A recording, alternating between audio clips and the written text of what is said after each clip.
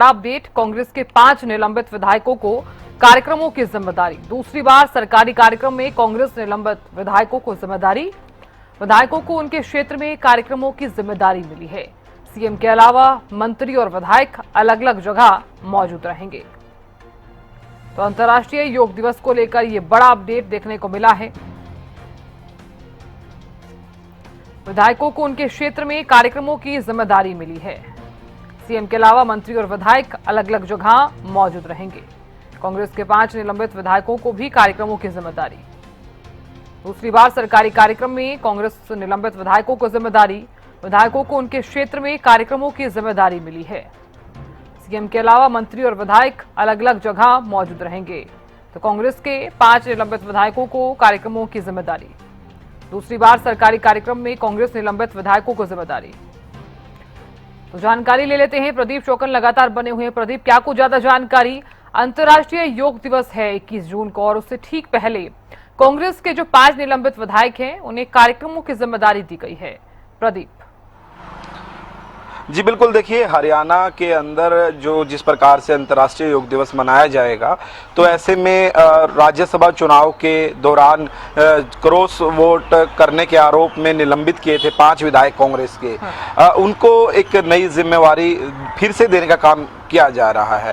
मैं फिर से इसलिए कह रहा हूं क्योंकि पहले भी उनको एक बार जिम्मेवारी दी गई थी।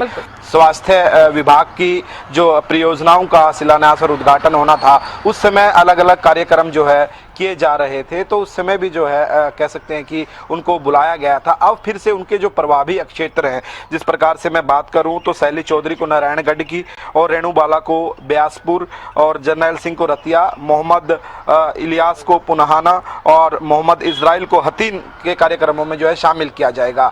यानी कि एक राजनीतिक चर्चा का विषय भी ये बन गया है, क्योंकि निलंबित विधायक 5 हैं कांग्रेस के, जिनको लगातार भारतीय जनता पार्टी की सरकार की बात करें तो इनको बार बार जो है निमंत्रण दिया जा रहा है। इसके कई राजनीतिक मायने भी जो है निकाले जा रहे हैं, क्योंकि अंतर्राष्ट्रीय योग दिवस का जो राज्य स्तरीय कार्यक्रम होना है वो पंचकूला के अंदर होगा, जिसमें मुख्यमंत्री नायब सिंह सैनी शिरकत करेंगे, और अलग अलग तमाम नेताओं की ड्यूटी अलग अलग जगहों पर लगाई गई है। जिस प्रकार से करनाल के अंदर केंद्रीय मंत्री रहने वाले हैं, तो वहीं अगर बात कीजिए 5 जो निलंबित विधायक हैं उनको भी जो है उनके कह सकते हैं कि प्रभावित क्षेत्र के अंदर जो है उनको निमंत्रण देना, यानी उनका कार्यक्रम में आयोजित कार्यक्रम में बुलाना, एक राजनीति के समीकरण भी कहीं ना कहीं बदलता हुआ दिखाई दे रहा है। क्योंकि जिस प्रकार से कांग्रेस ने उन नेताओं से दूरी बनाई, तब से ही कहीं ना कहीं हम देख पा रहे हैं कि लगातार मुख्यमंत्री नायब सिंह सैनी से भी उनकी मुलाकातें हो रही हैं, और इस पहले स्वास्थ्य विभाग के कार्यक्रम में